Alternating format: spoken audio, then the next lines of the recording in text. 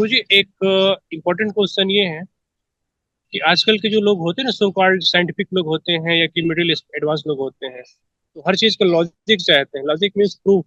वो भी सामने प्रूफ होना चाहिए, रिटर्न प्रूफ हो या कि सामने दिखना चाहिए, सो होना चाहिए।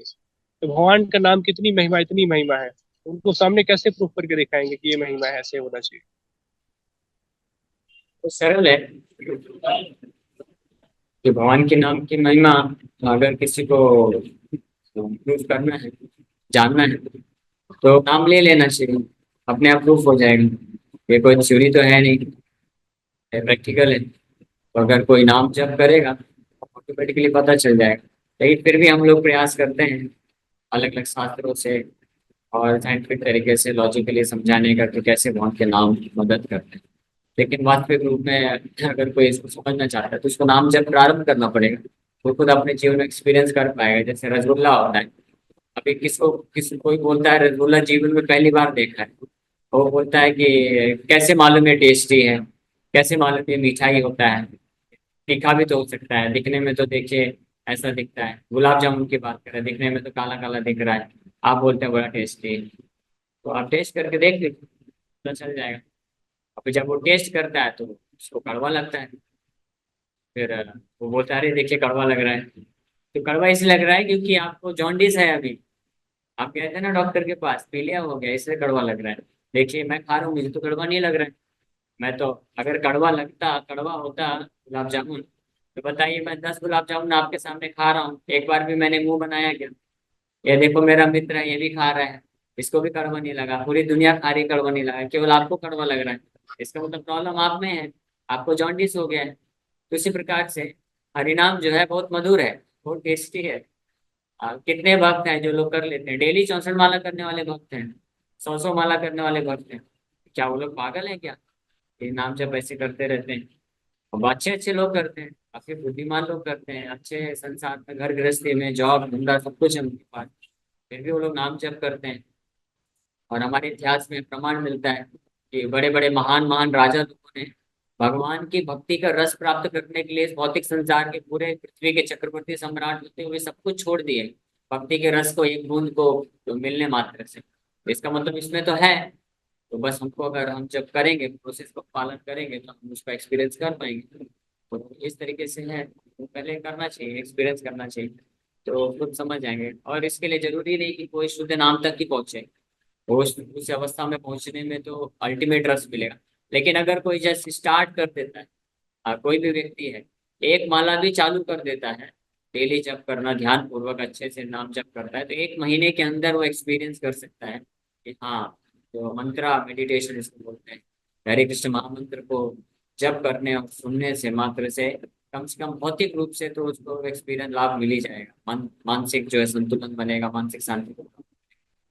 पर शास्त्रों में अनेकों प्रमाण, हम लोग मोस्टली शास्त्र प्रमाण पे आधारित बातें करते हैं, क्योंकि शास्त्र जो है वो फैक्ट, इतिहास है, व्याख्यान आख्यान है, वो मनगढ़ंत नहीं है। शास्त्रों में बहुत सारी चीजें हैं। अगर कोई बोलता है शास्त्र काल्पनिक नहीं है, इसका क्या प्रूफ है? तो शास्त्र में बहुत सारी ऐसी चीजें हैं जो हम भौतिक जीवन में इस्तेमाल करते हैं। शास्त्र हमको दोनों प्रकार का ज्ञान देते हैं, भौतिक ज्ञान भी, आध्यात्मिक ज्ञान भी। तो हम भौतिक ज्ञान अपने डे टू डे लाइफ में इस्तेमाल कर रहे हैं और उसका लाभ भी उठा रहे हैं। जैसे ये आयुर्वेदा कहाँ से आया? आयुर्वेदा किसी साइंटिस्ट ने, किसी वैज्ञानिक ने नहीं लिखा है। ये कहाँ से आया? हमारे शास्त्रों से आया। आयुर्वेदा नाम ही आयुर्वेदा, वैदिक 4 वेदों में से एक वेद का एक पार्ट है वो आयुर्वेदा। मेडिकल साइंस है, भगवान धन्वंतरी आकर प्रदान किए। आयुर्वेदा पूरे वर्ल्ड में फेमस है, केवल भारत में नहीं। लोग आयुर्वेदा से ट्रीटमेंट लेते हैं, लाभ उठाते हैं। योगा, योग आसनास है, इस तरह से वास्तु शास्त्र है, ज्योतिष शास्त्र है। ऐसे अनेकों शास्त्र के जो ज्ञान है, भौतिक ज्ञान जो है, वो हम देखते हैं कि वो जो है वास्तविकता है और वो सत्य हो रहा है। तो उसी प्रकार से उन्हीं शास्त्रों में जो आध्यात्मिक ज्ञान दिया हुआ है कि हम लोग ये शरीर नहीं, हम आत्मा है, और हम भगवान होते हैं। भगवान कृष्ण परम भगवान है और कृष्ण के हम अंश हैं, और हम कृष्ण के भक्ति में लगते हैं, तो हम असली जो जीवन में शांति और सुख को अनुभव कर सकते हैं। तो इसको भी स्वीकार कर लेना चाहिए। तो जो थोड़े भी शुद्ध हृदय के होते हैं वो तुरंत स्वीकार करते हैं और फिर उसको प्रैक्टिस करते हैं। जब प्रैक्टिस करके खुद जब रिजल्ट देखते हैं तो उनको साक्षात्कार होने लग जाता है। बट एनीवे, फिर भी हम लोग शास्त्र, जब गीता भागवत की जो क्लासेस कर रहे हैं, तो इसमें लॉजिकली सिस्टमेटिकली हम लोग उसको वर्णन करते हैं। ओके। यह शांति का मतलब भी आप प्रभु आपकी आवाज थोड़ी कम आ रही मेरे एंड। नहीं नहीं, आवाज बिल्कुल सही, 100% क्लियर है, बिल्कुल 100% क्लियर है। आपको मोबाइल में हाँ, थोड़ा कमी। आपकी आ रही है प्रभु। वो अनंत रूप प्रभु की थोड़ी कम आई थी इसलिए बोला। अरे ठीक है, आवाज सॉरी। बोल रहा हूँ, क्लियर है, 100% क्लियर है, सही है। प्रभु एक प्रश्न था कि भक्ति में जैसे कोई पढ़ाई करते हैं हम लोग तो एक प्रॉपर सिलेबस होता है। ठीक है, तो भक्ति के लिए क्या ऐसा कुछ करिकुलम होता है या हम एक दिन में भी प्राप्त कर सकते हैं? हरे कृष्ण। कभी भक्ति की एक विशेषता है कि जैसे बाकी जो सब्जेक्ट लोग पढ़ते हैं, इंजीनियरिंग करते हैं, मेडिकल करते हैं, तो उनका ड्यूरेशन फिक्स रहता है, 4 साल के बाद ही आपको इंजीनियरिंग की डिग्री मिलेगी। हाँ, लेकिन भक्ति में ऐसा कुछ हिसाब किताब नहीं है कि आप 10 साल के बाद ही शुद्ध भक्त बन पाएंगे। ऐसा ऐसा कुछ नहीं। हो सकता है कि कोई immediately with in a fraction of second भी व्यक्ति भक्ति के कोर्स को कंप्लीट कर सकता है, शुद्ध भक्त बन सकता है। और अगर वो जो की पॉइंट है, मुख्य महत्वपूर्ण बिंदु है, महत्वपूर्ण बात है, उसको अगर मिस आउट कर दिया तो करोड़ों करोड़ों जन्मों में भी भक्ति का कोर्स कंप्लीट नहीं होता। ये दोनों चीज। तो Prabhupada ji nectar of instruction एक बहुत महत्वपूर्ण ग्रंथ है उपदेशामृत। तो उसके इंट्रोडक्शन में इस बात को लिखते हैं कि the advancement in spiritual life depends upon the attitude and sincerity of the practice. जो प्रैक्टिशनर है, जो सब साधक है, भक्ति योगी, भक्ति जो कर रहे हैं भक्त लोग, उनके एटीट्यूड यानी उनके भाव और साथ साथ में सिंसियरिटी, ये दो चीज पे निर्भर करता है उनका जो एडवांसमेंट है प्रकृति। तो जो भक्त जितनी मात्रा में सिंसियर होते हैं, सिंसियर का मतलब होता है बिना मिलावट के, बिना मल के, बिना किसी हेतु के, और जो शुद्ध भाव में इसको बोलते हैं। और एटीट्यूड का मतलब होता है कि किस भाव में कर रहे हैं। एटीट्यूड जो है सर्विस एटीट्यूड, हम्बल एटीट्यूड, विनम्रता का भाव, not challenging attitude. Challenging attitude नहीं। यहाँ तक कि बाइबल में भी जीसस क्राइस्ट बोलते हैं, kingdom of God is available only for weak and humble. जो विनम्र और हैं, सबमिसिव हैं, तो विनम्र हैं, उनके लिए भगवान के द्वार खुले रहते हैं।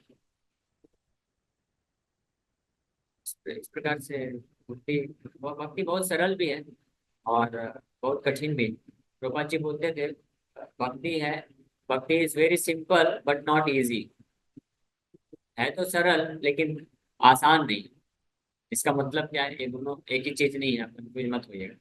सरल कहने का मतलब है कि इसमें आपको कोई रॉकेट साइंस पढ़ने की आवश्यकता नहीं है, कोई बहुत सारे मैथमेटिक्स फॉर्मूले या फिजिक्स के बहुत सारे लॉज को समझने की आवश्यकता नहीं, बहुत ज्यादा बुद्धि का इस्तेमाल नहीं करना है।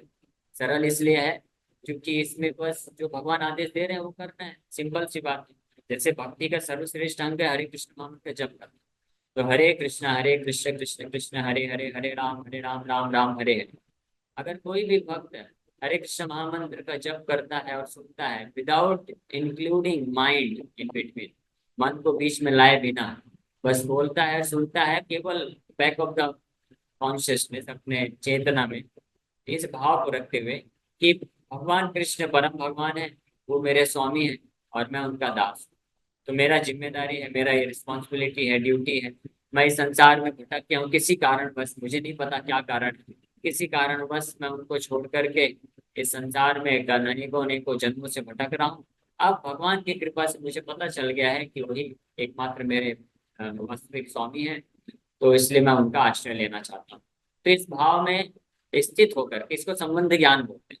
तो बस बोल सकते हैं अगर कोई रिक्वायरमेंट है भक्ति में सफलता प्राप्त करने के लिए, तो एक ये है कि ये संबंध ज्ञान क्लियर होना चाहिए। अगर किसी को ये संबंध ज्ञान पता है कि कृष्ण कौन है, मैं कौन हूँ, मेरा उनके साथ क्या संबंध है, तो उस भाव में स्थित होकर के हरे कृष्ण महामंत्र जप कर रहा है तो बड़ी आसानी से प्रगति कर सकता है। इसका कुछ अच्छा है। और ये जो संबंध ज्ञान में स्थित होने के जो भाव है, इसी के लिए हम ये कथा करते हैं, इसके माध्यम से हम उस भाव में स्थित हो पाते हैं। और दूसरा चीज जो मैं बताया कि भक्ति है तो सरल, लेकिन हमारा मन कॉम्प्लेक्स होने के कारण इसको कठिन बना देता है। तो जो मन की कॉम्प्लेक्सिटी है अनर्थ होने के कारण, तो वो मन की कॉम्प्लेक्सिटी, वो अनर्थ को ओवरकम करने के लिए हमको नियमित रूप से भगवान के बारे में श्रवण करने से हमको लाभ मिलता है और हम धीरे धीरे जो है वापस से उत्साहित हो पाते हैं लगे रहने के लिए। और कोई प्रश्न? थैंक यू प्रभु जी, हरे कृष्ण। तो हस्बैंड लोग हैं क्या? नहीं। ये अदिति माता जी, कोई प्रश्न?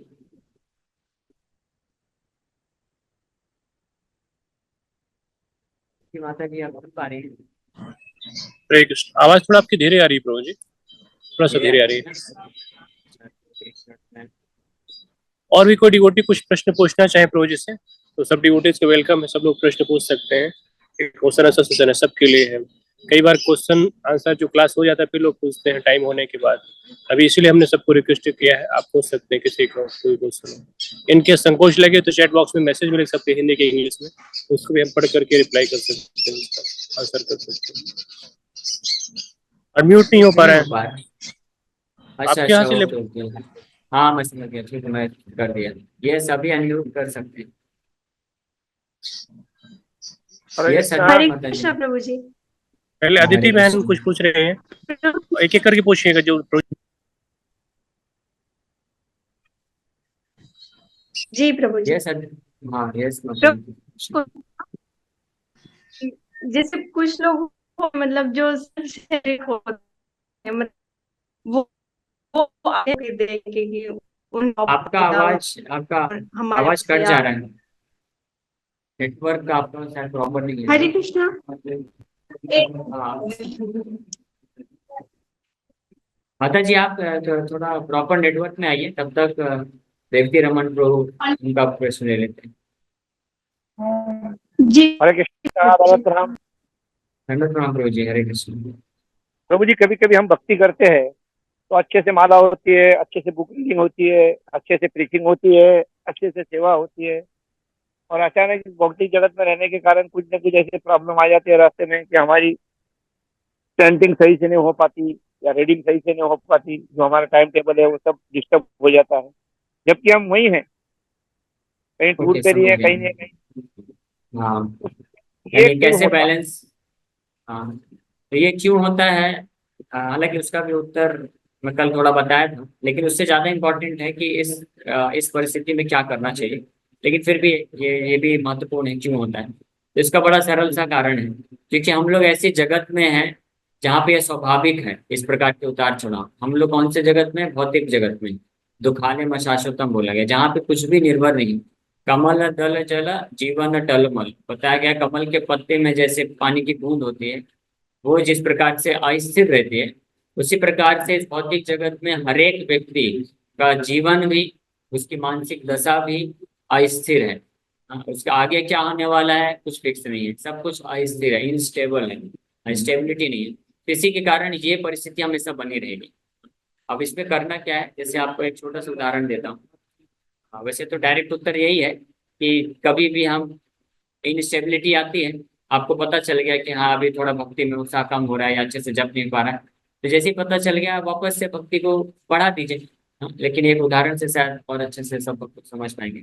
आप लोग देखे होंगे कि दो पोल के बीच में रस्सी बांध करके एक छोटी सी लड़की होती है, वो अपने कंधे में एक लकड़ी लेकर के और रस्सी के ऊपर चलती है, एक पोल से लेकर के दूसरे पोल तक जाती है। सर्कस वगैरह में ऐसे जनरली करते हैं, कई बार रोड के पास भी लोग ऐसे करते हैं, छोटी सी लड़की रस्सी पे चलती है। तो रस्सी पे जब वो चलती है तो वो सीधे सीधे नहीं जा पाती, कभी भी कभी लेफ्ट साइड में गिरेगी, कभी राइट साइड में गिरेगी। तो जब लेफ्ट साइड में गिरती है तो क्या करती है? हाँ, तो जब लेफ्ट साइड में उसका वजन जाता है तो अपना बैलेंस राइट साइड में कर लेती है, और फिर जब राइट साइड में करती है तो राइट साइड में जाने लगती है तो फिर लेफ्ट साइड में करती है। और इस तरह से म्यूट रखिए बाकी भक्त लोग। तो इस तरह से वो कभी लेफ्ट कभी राइट, कभी लेफ्ट कभी राइट होते होते आगे बढ़ते रहते हैं। तो भौतिक जीवन में ऐसे ही होने वाला है कि हमें से सबको स्वीकार करना चाहिए। स्पेशली वो भक्त है जो लोग भौतिक संसार से भी, जिनका डायरेक्ट लेना देना होता है, जो भौतिक कार्यकलाप में है, घर गृहस्थी के जीवन में, या यहाँ तक कि ऐसे भी भक्त है जो लोग कि जो कि ब्रह्मचारी है, सन्यासी है, लेकिन प्रचार कार्य के लिए उनको बाहर जाना पड़ता है, भौतिक समाज में लेन देन करना पड़ता है, भौतिक लोगों से मिलना जुलना पड़ता है। तो कई बार ट्रैवलिंग के कारण या बहुत टीचिंग हेटिक शेड्यूल होने के कारण साधना में ऊपर नीचे होता है, रिसर्च का भी होता है। तो इसलिए ये भौतिक जगत में ऊपर नीचे उतार चढ़ाव हमेशा होगा। तो जब भी आपके साथ ऐसी परिस्थिति होती है कि आप भौतिक जीवन में एक भौतिक दायित्वों को निभाने के कारण भक्ति की गाड़ी थोड़ा सा धीरे हो गई है, उधर का पगड़ा जो है हल्का हो गया है, तो इमीडिएटली अलर्ट हो जाना चाहिए और भक्ति की तीव्रता को बढ़ा देना चाहिए।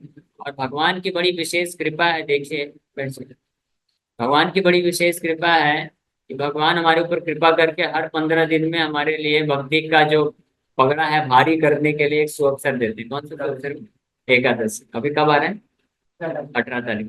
18 तारीख में आप कितने माला जप करेंगे? 192 राउंड। वाह, वेरी नाइस, गुड बॉय। हाँ, तो भगवान इतनी कृपा करके हमको हर 15 दिन में एकादशी दे रहे हैं, क्योंकि 15 दिन तक भौतिक चीजों को भी इधर उधर करने में कभी कभी भक्ति का पगड़ा हल्का हो गया है, तो चलो अब तीव्रता बढ़ा दो। तो ये तो एकादशी का हो गया, लेकिन प्रभुपाद जी ने कृपा करके हमको हर दिन ऐसा फॉर्मूला दिया है। हाँ, क्योंकि हर दिन प्रभुपाद जी, जो भी प्रभुपाद जी के इस आदेश का पालन करेगा, सुबह सुबह उठने के बाद स्नान करके मंगला आरती करके और अपना ध्यान पूर्वक जब करेगा, कम से कम 16 माला कंप्लीट कर लिया, तो उसका भक्ति का पगड़ा भारी हो जाएगा। और फिर और भी अन्य कार्य है, प्रचार का कार्य है, सेवा का कार्य है, जिसमें भौतिक लोगों से मेल जोल होता है, या घर गृहस्थी वाले हैं तो जॉब है, धंधा है, उसमें वो बिजी हो जाते हैं। तो भौतिक चीजों के, भौतिक लोगों के संपर्क में आने से फिर वापस से मन जो है थोड़ा सा भक्ति से इधर उधर होता है, विचलित होता है, तो वो स्ट्रेंथ बना रहेगा। ठीक है ना? तो कभी हमको ये नहीं सोचना चाहिए। कई बार कुछ लोग, भक्त लोग सोचते हैं कि हमारा जब बहुत अच्छे से भौतिक जीवन हो जाएगा, मन शांत हो जाएगा, हमारा लाइफ स्टेबल हो जाएगा, तब हम अच्छे से भक्ति करेंगे। तो वो होने वाला नहीं है, कभी इम्पॉसिबल। इस जन्म में तो छोड़िए, माया के पास इतने सारे एंगेजमेंट है हमारे लिए कि करोड़ों करोड़ों आगे आने वाले जन्मों में भी हमारा लाइफ कभी स्टेबल नहीं होने वाला। इसी तरह से अनस्टेबल लाइफ में रहते हुए हमको बैलेंस करना पड़ेगा। बैलेंस का मतलब है कि जब कभी भक्ति की गाड़ी कम हो रही है तो उस वक्त रफ्तार बढ़ा दीजिए, नाम जब बढ़ा दीजिए। और आपको एक छोटा सा प्रभुपाद जी का इंसिडेंट बता के मैं भी ये प्रश्न का उत्तर विराम करूंगा, क्योंकि अन्य भी भक्तों का प्रश्न है। प्रभुपाद जी बोलते हैं, जब प्रभुपाद जी से किसी शिष्य ने पूछा कि प्रभुपाद जी हम तो भक्ति तो कर रहे हैं, 16 माला भी कर रहे हैं, लेकिन फिर भी मन जो है कभी कभी जो है बहुत डिस्टर्ब हो जाता है, क्या करें? तो प्रभुपाद जी बोले कि आपका नहीं, मेरा भी मन डिस्टर्ब हो जाता है। हाँ, लेकिन अंतर है, ध्यान रखिए, मिसअंडरस्टैंड मत करिएगा। जो हम लोग हैं भौतिक संसार बद्ध जीव, हमारा मन डिस्टर्ब होता है भौतिक कार्यों के कारण, भौतिक आसक्ति के कारण। एक रूपा जी बोले कि मैं भी सन्यासी हूँ, 75 साल का हूँ, इतना प्रचार करना है, पूरे विश्व में ट्रेवल करना है, कहाँ पे कोई इस्कॉन मंदिर को खतरा पहुंचा रहा है, कोई जो है जमीन नहीं देना चाहता है, कोई इस प्रकार से असुर लोग आके अटैक कर रहे हैं, तो ये सब मेरा टेंशन चलता रहता है, मेरे शिष्यों को परेशान करते हैं, प्रचार में बाधक बनते हैं, असुर लोग अटैक करते हैं, तो मेरा भी मन डिस्टर्ब रहता है इस प्रकार से। तो मैं क्या करता हूँ? प्रभुपाद जी बोले, whenever I feel disturbances due to so many demons, असुरों के कारण, प्रचार में जो बाधा उत्पन्न करते हैं उनके कारण जब डिस्टर्बेंसेस होता है, तो मैं क्या करता हूँ? मैं हरे कृष्ण महामंत्र माला ले लेता हूँ और आई लाउडली चैंट हरे कृष्ण कृष्ण कृष्ण हरे हरे, हरे राम राम राम हरे हरे। प्रभुपाद जी खुद का अपने एग्जाम्पल देते हैं कि कभी भी जब मेरा मन डिस्टर्ब होता है इन सब चीजों से, असुर लोग बहुत हैं इस भौतिक संसार में कलयुग में, तो प्रभुपाद जी बोलते हैं मैं जोर से हरि नाम लेता हूँ, भगवान का आश्रय लेता हूँ, और उसी समय सारा जितना भी डिस्टर्बेंसेस है खत्म हो जाता है। और ऐसे ही एक एग्जाम्पल बताता हूँ, जुहू मंदिर, हमारे इस्कॉन जुहू मुंबई में जो मंदिर है, उसका लैंड, उसका जमीन प्राप्त करने में कितना संघर्ष करना पड़ा। जो मिस्टर नायर था वो बहुत परेशान किया प्रभुपाद जी को। प्रभुपाद जी पूरे विदेश में कहीं भी रहते थे तो उनका दिमाग हमेशा मुंबई में ही रहता।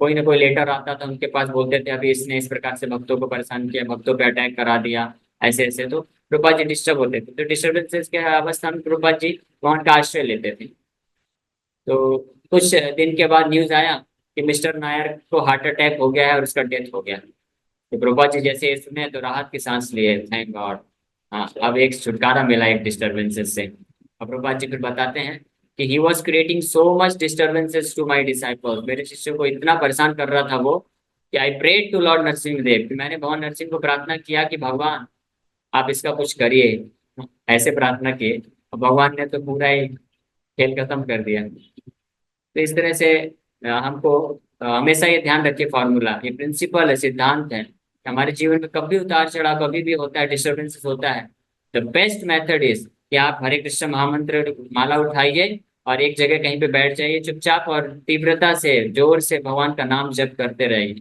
इमीडिएटली आपको भगवान की कृपा प्राप्त होगी, भगवान आपको राह दिखाएंगे, गाइडेंस देंगे। ओके, तो बहुत समय हो रहा है, प्रश्न बहुत अच्छे हैं, उत्तर भी, लेकिन हम लोग और क्वेश्चन लेते हैं आगे। अदिति हरे माता जी कृष्णा, का धन्यवाद। प्रश्न। Thank you Prabhu. Hare Krishna. Yes Aditi माता जी। हरे कृष्ण प्रभु जी, आवाज आ रही है मेरी? हाँ अभी आ रहे हैं। प्रभु जी, मेरा ये क्वेश्चन था कि कई लोग होते हैं जो सेल्फ सेंट्रिक होते हैं, अपना डिसीजन लेते समय सिर्फ अपने बारे में सोचते हैं, फिर दूसरों के बारे में सोचते हैं। वहीं कई लोग ऐसे होते हैं जो अपना डिसीजन लेते समय पहले दूसरों के बारे में सोचते हैं, तब डिसीजन लेते हैं। तो मेरा क्वेश्चन ये था कि हमें क्या करना चाहिए, मतलब अपना डिसीजन लेते समय दूसरों के बारे में सोचना चाहिए पहले या खुद के बारे में? पहले खुद के बारे में सोचना चाहिए, that is the best thing. लेकिन पहले ये पता होना चाहिए कि हमारे खुद के बारे में हम हैं कौन। यानी खुद के बारे में सोचना चाहिए मतलब अपने आत्मा के बारे में सोचना चाहिए कि क्या जो भी मैं डिसीजन ले रहा हूँ ये मेरे आत्मा कल्याण के लिए है कि नहीं है, ये मेरे को भक्ति में आगे बढ़ने के लिए हेल्प करेगा कि नहीं करेगा। तो ये शास्त्रों का निचोड़ है, जन्म सार्थक करी करो परोपकार। लेकिन प्रायः लोग जो है स्वार्थी होते हैं, वो अच्छे से स्वार्थी भी नहीं होते हैं, वो अपने बारे में जानते भी नहीं, अपने भौतिक शरीर इंद्र तृप्ति के लिए और बंधन में फंसने के लिए अपने आप को और बंधन में फंसाने के लिए डिसीजन लेते हैं। लेकिन वास्तविक स्वार्थ मतलब स्व अर्थ, स्व मतलब सेल्फ, अर्थ मतलब लाभ। हमारा वास्तविक स्वार्थ क्या है, हमारा वास्तविक लाभ क्या है कि हम ये जाने कि हम लोग ये शरीर नहीं आत्मा है, भगवान के अंश है, भगवान के दास हैं, हम माया में फंस चुके हैं। इसलिए हमारे जीवन में हमको कुछ भी डिसीजन लेना है तो ये हमेशा ध्यान में रखना चाहिए कि क्या ये डिसीजन, ये निर्णय मुझे मेरे भगवान से दूर तो नहीं कर देगा, मेरी साधना को रुकावट तो नहीं डाल देगा। और इसलिए हमारा भगवान के प्रति जो भक्ति है, साधना है, वो अच्छे से बरकरार रहे। उसके हेतु हमको बुद्धि लगा करके कार्य करना चाहिए, डिसीजन लेना चाहिए। भौतिक भावनाओं के चक्कर में नहीं फंस जाना चाहिए कि ये मेरे सगे संबंधी हैं, ये तो मेरे को इस प्रकार से बोल रहे हैं तो मुझे इनका भी सुनना चाहिए, इनके लिए कुछ करना चाहिए। तो उनकी नैया डूब रही है, साथ में हमारी भी डूब जाएगी। तो इसलिए भक्त को बुद्धिमान होना चाहिए, अपने आत्म कल्याण के बारे में हमेशा सोच के डिसीजन लेना चाहिए। ओके, मेरे ख्याल से जी। लास्ट क्वेश्चन लेते हैं अंकिता माता जी। यस अंकिता माता जी का प्रश्न। हरे कृष्ण प्रभु जी। हरे कृष्ण। हाँ प्रभु जी, एक चीज पूछनी थी कि जैसे जो भक्त लोग जुड़ नहीं पा रहे कक्षा में, उनको हम बार बार जैसे जोड़ने का प्रयास कर रहे हैं, तो उनकी जैसे अभी रुचि नहीं बन पा रही है, तो कैसे उनको प्रमोट करना चाहिए, मोटिवेट करना चाहिए कि वो थोड़ा जल्दी से भक्ति में आगे बढ़ सके? तो एक तो है कि हम लोग हर किसी से ये एक्सपेक्ट नहीं कर सकते हैं कि वो तुरंत इमीडिएटली भक्ति में हमारी जैसी तीव्रता से आगे बढ़ जाएंगे। हमको सबको स्पेस भी देना चाहिए, यानी समय देना चाहिए। हमको अपनी तरफ से फैसिलिटी जरूर देना चाहिए और प्रेरणा जरूर देना चाहिए कि हम हमारा जो प्रचार है और फैसिलिटी है वो इस प्रकार से उन तक पहुंचाना चाहिए कि वो उनको मदद कर सके शुद्ध भक्त बनने के लिए। लेकिन अब वो उनकी स्थिति के अनुसार वो किस पेस में, किस स्पीड में भक्ति को पिक कर सकते हैं, उसको भी ध्यान में रखना चाहिए। उसको स्वीकार करके उनको उस स्तर से हेल्प करने का प्रयास करना चाहिए। तो जो नए हैं, जिनको अभी पूर्ण रूप से भक्ति में श्रद्धा नहीं है, तो उनको फिर समझाना चाहिए, क्लेरिफाई करना चाहिए, उनको भौतिक जीवन के बारे में बताना चाहिए, भौतिक लाभ वो क्या प्राप्त कर सकते हैं भक्ति से ये बताना चाहिए। हरे कृष्ण महामंत्र जप करने से मानसिक संतुलन बनेगा, मन को शांति मिलेगी और जीवन में जो बाधाएं आ रही वो नष्ट होंगी, ये बताना चाहिए, उनको प्रूव करना चाहिए। और ये गलत नहीं है, ऐसा नहीं कि हम धोखा दे रहे हैं, ये सत्य बात है। क्योंकि जो हरे कृष्ण महामंत्र का जप करता है, वहां का भक्ति करता है, उसका भौतिक जीवन बहुत अच्छा होता है, शांति, मन जो है मानसिक अशांत है और डिप्रेशन में है तो उससे वो बाहर आ सकता है। इस प्रकार से जिनको भक्ति में जो जीवन के असली लक्ष्य को, भगवान का धाम में जाना है, भगवान का भक्ति करना है, भगवान का प्रेम विकसित करना है, ये नहीं समझ सकते हैं इन सब सब्जेक्ट मैटर को, तो फिर उनको भौतिक चीजों से भी थोड़ा प्रेरित करना चाहिए। और प्रेरित करना चाहिए कि वो आए, भगवद गीता पढ़ें, समझें, गीता के प्रवचन सुने, तो फिर धीरे धीरे वो सुन करके पढ़ करके वो असली वस्तु को समझ जाएंगे। और एक जरूर बात है कि किसी भी तरीके से अगर हम किसी को हरिनाम जप करने के लिए प्रेरित कर देंगे, तो हरे कृष्ण महामंत्र अगर वो जप करना प्रारंभ करेगा तो इससे धीरे धीरे निश्चित रूप में उसका हृदय शुद्ध होगा और फिर वो भक्ति के जो सिद्धांत हैं, तत्वों को समझ भी पाएगा। तो इसलिए प्रयास करते रहिए। हर कोई अलग अलग जी समय प्रभु। पे रिस्पॉन्स देता है। ओके ठीक है, थैंक यू तो अभी प्रभु। टाइम टाइम हो गया, 2 मिनट बचा है, यहीं पे विराम करेंगे। प्रभु जी भी कुछ बोलेंगे। हरे कृष्णा प्रभु जी। हरे कृष्ण। प्रभु जी, कंठी में और तिलक में क्या अंतर है? कंठी माला हम लोग गले में पहनते हैं, तिलक माथे में लगाते हैं। जी नहीं प्रभु जी, मतलब जो गले में कंठी माला पहनते हैं तो क्वेश्चन ही भूल गई। हरे कृष्णा प्रभु जी, बाद में पूछती हूँ। हाँ चलेगा, नो प्रॉब्लम। ठीक है, लास्ट क्वेश्चन मुकेश नरोला प्रभु जी का ले लेते हैं। यस मुकेश प्रभु जी। हाँ, हरे कृष्णा प्रभु जी। हरे कृष्णा प्रभु। हेलो। हाँ यस मुकेश प्रभु। हाँ, यस, हाँ, I don't have a question but I want to share my experience, तो वो बता सकता हूँ, यस सुन रहे यस तो। Yes yes. हाँ यस, श्योर श्योर। हाँ, एक्चुअली मैं सब मतलब जो पार्टिसिपेंट है उनको बताना चाहूंगा कि कल ही मतलब मैं अनंत रूपा दास प्रभु जी को मिला हूँ। और ऐसे ही इस्कॉन में मतलब घूम रहा था मैं, एक्चुअली कई बार इस्कॉन के बाजू में ही रहता हूँ, मंदिर के मतलब 1 किलोमीटर एरिया में ही रहता हूँ। तो कल मैं ऐसे ही गया था और जैसे ही मैंने मतलब राधा कृष्ण का दर्शन किया और फिर प्रसाद लेके मैं ऐसे ही जा रहा था, तो ये अनंत प्रभु जी मिल गए और मिलने में ही मतलब एक्चुअली मैं मेरा एक्सपीरियंस बता रहा हूँ कि बस आपको देखा और ऐसे ही मतलब मोहित हो गया कि चलो उनसे बात करते हैं। मतलब इस्कॉन में तो काफी सारे प्रभु जी और ये सब मिलते रहते हैं, लेकिन बात करने का मन हुआ। और मतलब देखो अभी 2 ही दिन में मतलब मैं इतना फिजिकली इतना मतलब इन्वॉल्व नहीं होता हूँ ये सब जूम मीटिंग और ये में, लेकिन मैंने कल भी आपको सुना और आज भी मतलब एक सेशन में ये मुझे बहुत अच्छा लगा कि भाई भक्ति कैसे करनी है और परमात्मा की प्राप्ति कैसे होती है। कि भाई नाम जब से ही अभी ये कलयुग में होती है, तो ऐसे मतलब और आगे जाएंगे, ऐसे छोटे छोटे पॉइंट होता है वो हमें मतलब भगवान की और खींचने में और ज्यादा मतलब हमको हेल्प करेगा। तो थैंक्स फॉर इट। एंड कल आपने वो आम दिया था, आपने कहा कि भाई ये प्रसाद मेरा है और मैं आपको दे रहा हूँ, तो हम सब घर में सबने मिल बांट के खाया था। Thank you for that. Okay. Thank you very much. Hare Hari Krishna. बोल, हरे हरि कृष्ण। बोल। हरे जस्ट जस्ट आप कनेक्टेड रहिए और देखते रहिए भगवान की लीला क्या क्या होती है, भक्तों की लीला क्या क्या होती है। जस्ट आप कनेक्टेड रहिए। आप जस्ट कथा में आइए 2-3 टाइम, भगवान के नाम का जप करिए और फिर देखिए क्या क्या और लीला होती है। ओके, थैंक यू रोज। एकादशी को प्रभु जी अगर आपके लिए पॉसिबल हो तो ट्राई करिए, मंदिर में आइए, हम लोग साथ में बैठ के जप करेंगे। या ट्यूसडे है। या ट्यूसडे है ना, तो शायद मैं आउट ऑफ मुंबई भी जा रहा हूँ, तो अगर पॉसिबल हुआ तो हाँ मैं जी। Sure I will come there. Okay okay, no problem, ठीक है। हाँ। अभी प्रभु जी हरिओम प्रभु जी भी आए नहीं है, तो क्वेश्चन आंसर को ले सकते हैं जब तक लेना चाहे, 5 मिनट और करिए, क्योंकि जब मैं बोल दूंगा, इसलिए हाँ वो ठीक है। शायद पता नहीं कौन सी सेवा में है। हाँ, एक एक तो क्वेश्चन ले जिससे लेता हूँ क्योंकि फिर मुझे भी यहाँ प्रोग्राम चालू करना है, तो ठीक एक है। क्वेश्चन ले लेता हूँ। यस, वो और कोई कंठी भक्त? माला का क्वेश्चन था किसी का। हरे कृष्ण। माता जी का है, लेकिन माता जी भूल गई, तो बाद में पूछेंगे। और किसी भक्त का प्रश्न है तो पूछ सकते हैं, एक लास्ट क्वेश्चन ले लेते हरे कृष्णा प्रभु। हैं। हाँ यस, हरे कृष्ण। यस अश्विन प्रभु, पूछिए अश्विन प्रभु। हरे कृष्ण। प्रभु जी, मेरा भगवत गीता के ऊपर कुछ क्वेश्चन है। हाँ पूछिए। तो भगवत गीता में जो भगवान जो लास्ट में जो बोलते हैं सर्वधर्मान प्रतिजन मामे शरणु जो हम तो अमान सर्व पापेभ्य मोक्ष विचार, जो भगवान बोल रहे हैं कि भगवान बोल रहे हैं, भगवान कौन से धर्म की बात कर रहे हैं, मतलब क्या त्यागने की बात कर रहे हैं, कि मतलब कौन सा मतलब ओके क्या ओके त्यागने की बात कर रहे हैं। ओके, समझ गए। तो भगवान खुद बोल रहे हैं, तो इसलिए मैं उसमें तो स्पेकुलेशन नहीं कर सकता। तो जब भगवान खुद बोल रहे हैं सर्वधर्मान, मतलब सारे धर्म।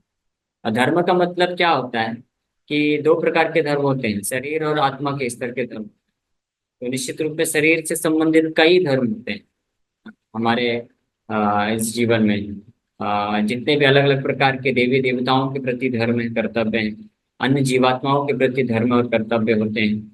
और धर्म का अर्थ होता है कि हमारे जीवन में कई लोगों का कंट्रीब्यूशन है, तो उनके प्रति हमारा ऋण है। तो भगवान बोल रहे हैं, क्योंकि भगवान जब बोले माम एकम शरणम व्रज, केवल मेरा शरण ले लो एकमात्र, तो डाउट अराइज होगा कि मेरे बाकी ऋणों का क्या होगा। तो भगवान बोले कि अगर आप अन्य सभी को छोड़ करके मेरा एकमात्र शरण ले लेते हो तो मेरे से जुड़ने के कारण उन सब का पोषण हो जाएगा, उन सब के ऋण अपने आप उतर जाएंगे। आपको करने का जरूरत नहीं पड़ेगा, आप मेरी भक्ति का आश्रय लो तो मैं खुद करूंगा। और कैसे करूंगा, आपको मैं आपके माध्यम से करूंगा या किसी भी माध्यम से करूंगा। इस प्रकार से सर्वधर्मान मतलब होता है कि अन्य किसी भी व्यक्ति का, किसी भी वस्तु का आश्रय न लेना, केवल कृष्ण के ही प्रति समर्पित हो जाना। ये फाइनल इंस्ट्रक्शन है भगवद गीता का 18 चैप्टर में।